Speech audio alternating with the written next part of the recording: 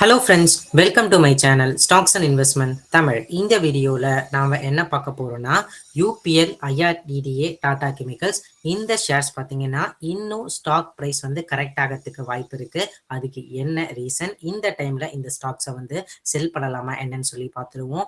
அது மட்டும் இல்லாமல் சுஸ்லான் எனர்ஜியும் மதர்சனும் வந்து பார்த்தீங்கன்னா நல்ல ப்ராஃபிட்ஸ் வந்து கொடுத்துருக்காங்க.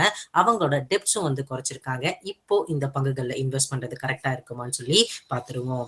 ஃபர்ஸ்ட் நாம சுஸ்லான் பிரைஸை பார்த்துருவோம். சுஸ்லான் எனர்ஜி லிமிடெட் வந்து பார்த்தீங்கன்னா இன்னைக்கு மட்டுமே தான், இந்த வீடியோ எடுக்கிற டைம்ல மட்டுமே 3.30% அளவுக்கு ஏறி இருக்காங்க. கடந்த 6 மந்த்ஸ்ல வந்து 25 ரூபாய் அளவுக்கு ஏறி இருக்காங்க. இயர் டு டேட்ல வந்து பார்த்தீங்கன்னா 6 ரூபாய் 85 பைசா அளவுக்கு ஏறி இருக்காங்க. இந்த ஸ்டாக் வந்து எப்படி 8 ரூபாயிலிருந்து 45 ரூபாய் அளவுக்கு ஒரு நல்ல ரேலி இருந்துச்சோ, இதுக்கப்புறம் அந்த ரேலி வந்து பார்த்தீங்கன்னா கொஞ்சம் டவுட்ஃபுல் தான் சொல்லி நான் நினைக்கிறேன். ஈவன் தோ அந்த கம்பெனி 2 இதுவா வந்து குவார்ட்டரா வந்து ரிப்பீட்டட் ப்ராஃபிட்ஸ் கொடுத்தாலுமே, அவங்களோட கடனை கணிசமா இந்த QIP பிளேசன் மூலமா குறைச்சாலுமே, இதுக்கப்புறம் இந்த ஸ்டாக்கோட அப்சைட்ஸ் வந்து பாத்தீங்கன்னா ரொம்ப பெரிய மூவ்மெண்ட்ஸ் இருக்கான்னு தான் எதிர்பார்க்கிறேன். நம்ம அதை பொறுத்து இருந்து பார்ப்போம் எப்படி நம்ம மிஸ்டர் மார்க்கெட் வந்து இந்த ஸ்டாக்கை அப்ரிஷியேட் பண்றாங்கன்னு சொல்லிட்டு. ஓவராலா இந்த ஸ்டாக் வந்து பாத்தீங்கன்னா இந்த QIP பிளேஸ்மெண்ட் மூலமா வந்து அவங்க கடனை கணிசமா குறைச்சிருக்காங்க. பிளஸ் இந்த Q3 ஃபினான்ஷியல் 2024 ரிசல்ட்ஸ் எடுத்து பார்க்கும் பொழுது 7% அளவுக்கு அவங்க ரெவன்யூ உயர்ந்து 15.5 பில்லியனா வந்து இருக்கு இந்திய ரூபாய் மதிப்படி. எபிட்டா பாத்தீங்கன்னா 15% அளவுக்கு இயர் உயர்ந்து 2.5 பில்லியனா இருக்கு இந்திய ரூபாய் மதிப்படி. ப்ராஃபிட் ஆஃப்டர் டாக்ஸ் வந்து பாத்தீங்கன்னா லோயர் ஃபினான்ஸ் காஸ்ட் அந்த காரணத்தினால வந்து பாத்தீங்கன்னா இயர் 2.6 டைம்ஸ் அளவுக்கு உயர்ந்து இந்திய ரூபாய் மதிப்புப்படி 2 பில்லியன் அளவுக்கு இருக்கு. இவங்களோட ஆர்டர் புக் வந்து பாத்தீங்கன்னா டோட்டல் ஆர்டர் புக் வந்து 3.1 ஜிகாவாட்ஸா இருக்கு. இதே ஃபினான்ஷியல் இயர் 2024 வரைக்குமே 2.9 ஜிகாவாட்ஸா வந்து இருக்கு. ஸோ இந்த ஸ்டாக்கோட கரண்ட் டெப்த் வந்து 146 crores அளவுக்கு இருக்கு. ஸோ இந்த ஸ்டாக் வந்து பாத்தீங்கன்னா கிரீன் எனர்ஜில இருக்காங்க. கடனை குறைச்சிட்டாங்க QIP பிளேஸ்மெண்ட்ஸ் மூலமா. ப்ராஃபிட்டபிள் பிசினஸும் வந்து பண்ணிட்டு இருக்காங்க. ஸோ உடனே இந்த ஸ்டாக்ல நம்ம இப்போ இன்வெஸ்ட் பண்ணலாமா அப்படின்னு சொல்லி கேட்டீங்கன்னா, மெட்ரிக்ஸ் வைஸ் எடுத்து பார்க்கும் பொழுது பிரைஸ் டு ஏர்னிங்ஸ் growth இருந்தாலும் சரி, இன்ட்ரென்சிக் வேல்யூ எடுத்து பார்த்தாலும் சரி, பிரைஸ் டு புக் வேல்யூ எடுத்து பார்த்தாலும் சரி, பிரைஸ் டு ஏர்னிங் ரேஷியோ எடுத்து பார்த்தாலும் சரி, ஸ்டில் இந்த ஸ்டாக் வந்து ஓவர் வேல்யூட தான் இருக்கு. வேல்யூ பேஸ்ட் இன்வெஸ்டர்ஸ்க்கு இப்பயும் இந்த ஸ்டாக் வந்து பாத்தீங்கன்னா வேல்யூ பையா வந்து இல்ல. என்னைய பொறுத்த வரைக்கும் ரீசெண்டா அனலிஸ்டோட டார்கெட் பிரைஸ் கூட 58 ரூபாய் 50 ரூபாய் அந்த அளவுக்கு தான் வந்து இருக்கு. பொறுத்து இருந்து பார்ப்போம் சுஸ்லான் எனர்ஜி எப்படி இருக்குன்னு சொல்லிட்டு பார்ப்போம். But still it's not a value buy. இப்ப இருக்கிற கரண்ட் சிச்சுவேஷன்ல, இப்ப இருக்கிற கிரீன் எனர்ஜி ஆன்டிசிபேஷன்ல வேணா இந்த ஸ்டாக் வந்து ராலி ஆகலாம். ஸோ அடுத்து நாம வந்து பாத்தீங்கன்னா Indian renewable energy டெவ் agency limited வந்து பார்க்க போறோம். ஸோ இந்த ஸ்டாக் வந்து ஐபிஓல இருந்து பிளாக் பஸ்டர் ரிட்டர்ன்ஸ் வந்து கொடுத்திருக்கு. கிட்டத்தட்ட 30 ரூபாய்க்கு ஐபிஓ பிரைஸ் வந்து 216 ரூபாய் வரைக்கும் இந்த ஸ்டாக் வந்து போயிருக்கு. ஸோ பீக்ல இருந்து வந்து பாத்தீங்கன்னா கடந்த 5 நாள்ல இந்த ஸ்டாக் வந்து வெறும் லோயர் சர்க்கியூட் மட்டுமே அடிச்சிட்டு இருக்கு. இந்த லோயர் சர்க்கியூட் அடிக்கிறதுக்கு முக்கியமான காரணமா என்ன பேசப்படுதுன்னா, ஃபர்ஸ்ட் ப்ராஃபிட் புக்கிங்கா இருக்கு. அதுக்கப்புறம் ஸ்டாக் கன்சாலிடேஷன் ஜோனா இருக்கு. டெக்னிக்கலா ஸ்டாக் வந்து ஓவர் பாட் ஜோன்ல வந்து இருக்குன்னு எதிர்பார்க்கறாங்க. ஆனா இதே காலகட்டத்தில் MSCI ஸ்மால் கேப் இண்டெக்ஸ்ல இந்த ஸ்டாக் வந்து ஆட் ஆக போகுது. இது மூலமா இந்த ஸ்டாக் இன்ஃப்ளோஸும் அதிகமா வரப்போகுது. அது ஒரு பாசிட்டிவ் சைடா இருக்கு. அது மட்டும் இல்லாம இந்த கம்பெனியோட ரீசென்ட் குவார்டர் ரிசல்ட்ஸ் எடுத்து பார்த்தா கூட நல்லபடியா ப்ராஃபிட் பண்ணிருக்காங்க. லோன் புக்கை இன்க்ரீஸ் பண்ணிருக்காங்க. அது மட்டும் இல்லாம எங்க அசட் குவாலிட்டி வந்து 2% இருந்து 1.5% அளவுக்கு வந்து குறைச்சிருக்காங்க. ஸோ இந்த ஸ்டாக் இன்னும் கீழே விழுமா அப்படின்னு சொல்லி கேட்டீங்கன்னா, நீங்க டெக்னிக்கல் சார்ட் வைஸ் எடுத்து பார்க்கும்பொழுது இந்த ஸ்டாக் வந்து கிட்டத்தட்ட 120 ரூபாய் அளவுக்கு வந்து பாத்தீங்கன்னா ஒரு மாசமா வந்து ட்ரேட் ஆச்சு. ஃபார் எக்ஸாம்பிள் நீங்க 14 டிசம்பர் 2023 இந்த ஸ்டாக் வந்து 120 ருபீஸ்ல இருந்தாங்க. ஆல்மோஸ்ட் அந்த 120 ருபீஸ்க்கு வந்து பாத்தீங்கன்னா இந்த ஒரு மாசம் காலகட்டத்தில் 15 ஜான் 2024 வரைக்கும் வந்து ட்ரேட் ஆயிட்டே இருந்தாங்க. அந்த 120 அதுக்கப்புறம் பிரேக் பண்ணி வந்து பாத்தீங்கன்னா கிட்டத்தட்ட 178 204 அந்த அளவுக்கு 214 லெவலுக்கு போனாங்க. ஸோ என்னைய பொறுத்த வரைக்கும் டவுன் சைடு வந்து 120ல ஒரு குரூசியல் சப்போர்ட்டா வந்து இருக்க போகுது. அந்த 120 பிரேக் பண்ணாங்கன்னா 100 ரூபாய் கீழேயும் இந்த ஸ்டாக் போறதுக்கு வாய்ப்பு இருக்கு. ஸோ இப்போ இந்த கன்சாலிடேஷனும் இப்போ இந்த ப்ராஃபிட் புக்கிங்கும் வந்து பாத்தீங்கன்னா சிவியரா இந்த ஸ்டாக்ல வந்து இருக்கு. இப்ப இருக்கிற டைம்ல 120 ஒரு குரூஷியல் சப்போர்ட்டா வந்து பாக்குறேன். அதை கொஞ்சம் தொட்டுட்டு மேல போச்சுன்னா ஸ்டாக் கொஞ்சம் இன்க்ரீஸ் ஆகிறதுக்கு வாய்ப்பு இருக்கு. அப்பயுமே 180 லெவலுக்கு மேல இந்த ஸ்டாக் வந்து ட்ரேட் ஆனா மட்டும்தான் வந்து இன்னும் ஹையர் போகிறதுக்கு வாய்ப்பு இருக்கு. இல்லைன்னா வந்து பாத்தீங்கன்னா ஸ்டாக்ஸ் கீழே விழறதுக்கு தான் வாய்ப்பு இருக்கு. ஸோ இந்த ஸ்டாக் வந்து மல்டி பேக் ரிட்டர்ன்ஸ் கொடுத்துருச்சு. இந்த ஸ்டாக் ரினியூவபிள் எனர்ஜி செக்டார்ல இருக்காங்க.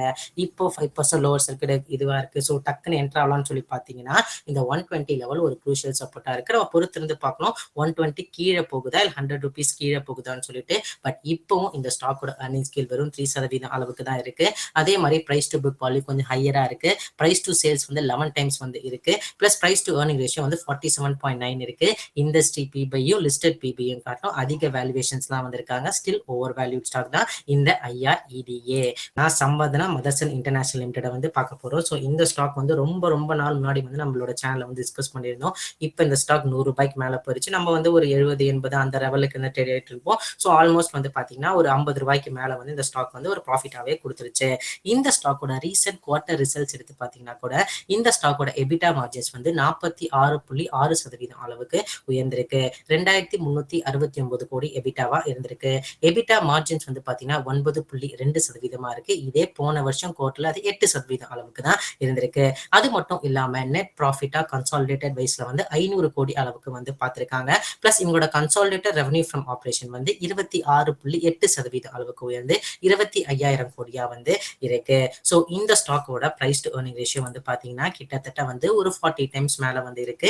இண்டஸ்ட்ரி பிபிஐ கம்பேர் பண்ண சொல்ல கொஞ்சம் அதிகமா இருக்கு. இண்டஸ்ட்ரி பிபிஐ 29 டைம்ஸ் வந்து இருக்கு. 47 டைம்ஸ் ஏர்னிங்ஸ்ல வந்து இருக்காங்க. பட் நெக்ஸ்ட் குவார்டரோட ரிசல்ட்ஸ் வந்து பாத்தீங்கன்னா ரொம்ப ஃபிளாட்டா இருக்கும் தான் சொல்லி எதிர்பார்த்திருக்காங்க. இவி சேல்ஸா இருந்தாலும் சரி, அதுக்கப்புறம் வந்து பாத்தீங்கன்னா இந்த லைட் வெஹிக்கல்ஸ் கமர்ஷியல் வெஹிக்கல்ஸோட இதுவா இருந்தாலும் சரி, பிளஸ் இன்ஃபிளேஷனல் ப்ரெஷர்ஸும் கொஞ்சம் இருக்கு. அதை நாங்க வந்து பாத்தீங்கன்னா கஸ்டமர்ஸ் கிட்ட வந்து பேசிட்டு இருக்கோம் அந்த பாஸ் ஆன் பண்றதுன்னு சொல்லி. அவங்களோட ரீசன்ட் பிபிடி பிரசன்டேஷன் எடுத்து பார்த்தாலும் சரி, லாங் டர்ம் ஸ்டில் இன்டாக்டா தான் இருக்கு. பட் ஷார்ட் டர்ம்ல வந்து இந்த ஸ்டாக் இன்னும் கொஞ்சம் கீழே விழுறதுக்கு வாய்ப்புகள் இருக்கு.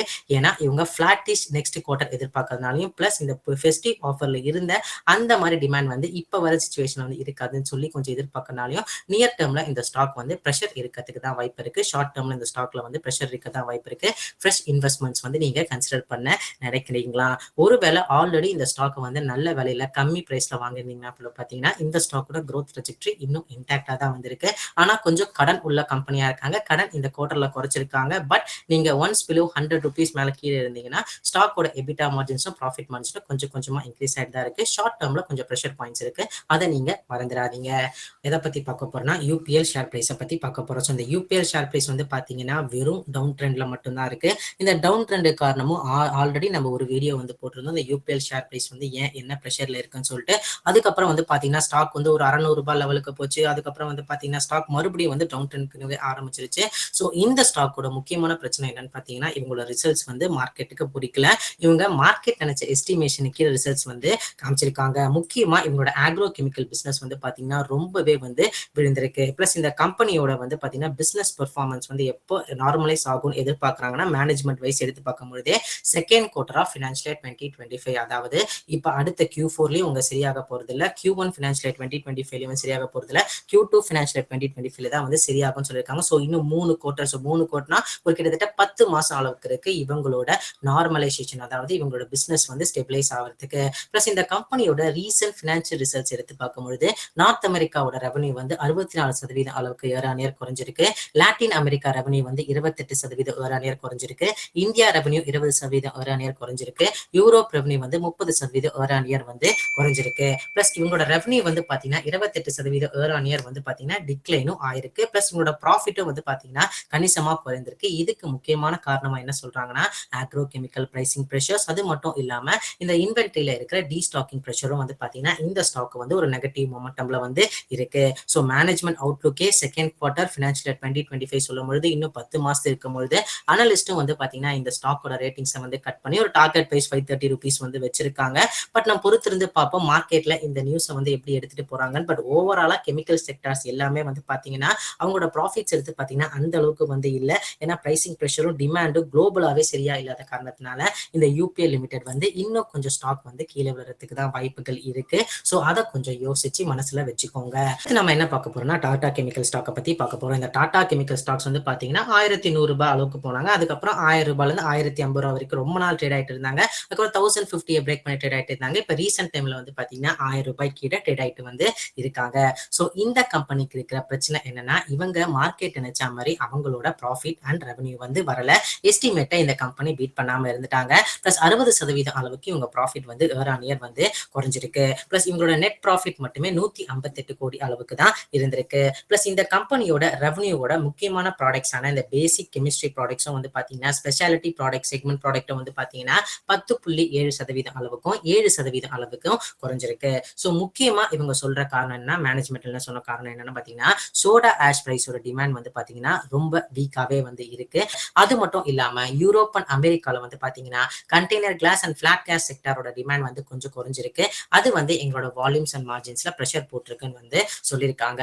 ஸோ இப்ப இருக்கிற காலகட்டத்தில் இந்த சோடா பிரைஸ் ஆஷோட வேல்யூ வந்து பாத்தீங்கன்னா ஆல்மோஸ்ட் பிளாட்டா இருக்கும் தான் எதிர்பார்க்கப்படுது. இவங்களும் வந்து போன வருஷத்துல ஒரு 3 தடவை அளவுக்கு வந்து பாத்தீங்கன்னா சோடா ஆஷ் பிரைஸை வந்து கட் பண்ணியிருந்தாங்க. அது மூலயமா பார்க்கும்போது இந்த ஸ்டாக் வந்து ப்ரெஷர் பாயிண்ட்ஸ் வந்து இன்னும் ரீசென்ட் டைம்ல இருக்கதா போகுது, ஷார்ட் டேர்ம்ல இருக்கதா போகுது.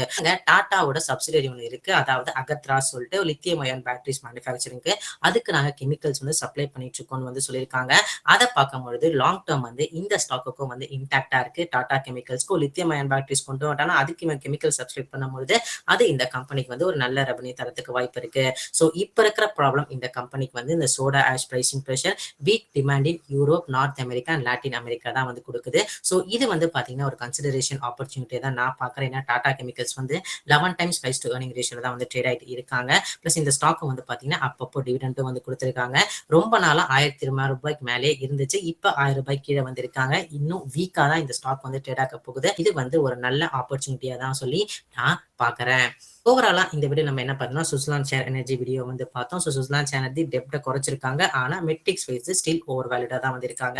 ஐஆர்இடியை பொறுத்த வரைக்கும் அவங்க எப்போ அந்த 120 லெவல் சப்போர்ட்டுக்கு மேல போய் 120 பிரேக் பண்றாங்களோ அப்பதான் இந்த ஸ்டாக் ஹையரா போறதுக்கு வாய்ப்பு இருக்கு. இல்லைன்னா 120 to 160 ட்ராப் ஆகிறதுக்கும், இல்ல 120 பிரேக் பண்ண ₹100 கீழே போறதுக்கும் வாய்ப்பு இருக்கு நம்ம மென்ஷன் பண்ணியிருந்தோம். மதர்சன் ஷேர் பிரைஸை வந்து சொல்ல பொறுத்த வரைக்கும் அடுத்த குவார்டர் கொஞ்சம் பிளாட்டிஷா தான் இருக்க போகுது. ஸோ இதனால நல்ல ப்ராஃபிட் பண்ணாலுமே மார்க்கெட் இந்த ஸ்டாக் வந்து இன்னும் அப்ரிஷியேட் பண்ணல. டார்கெட்ஸ் கூட வெறும் ₹130 அளவுக்கு தான் வந்து நிறைய எஸ்டிமேட்ஸ் வந்து சொல்லியிருக்காங்க, நிறைய அனலிஸ்ட் வந்து சொல்லியிருக்காங்க.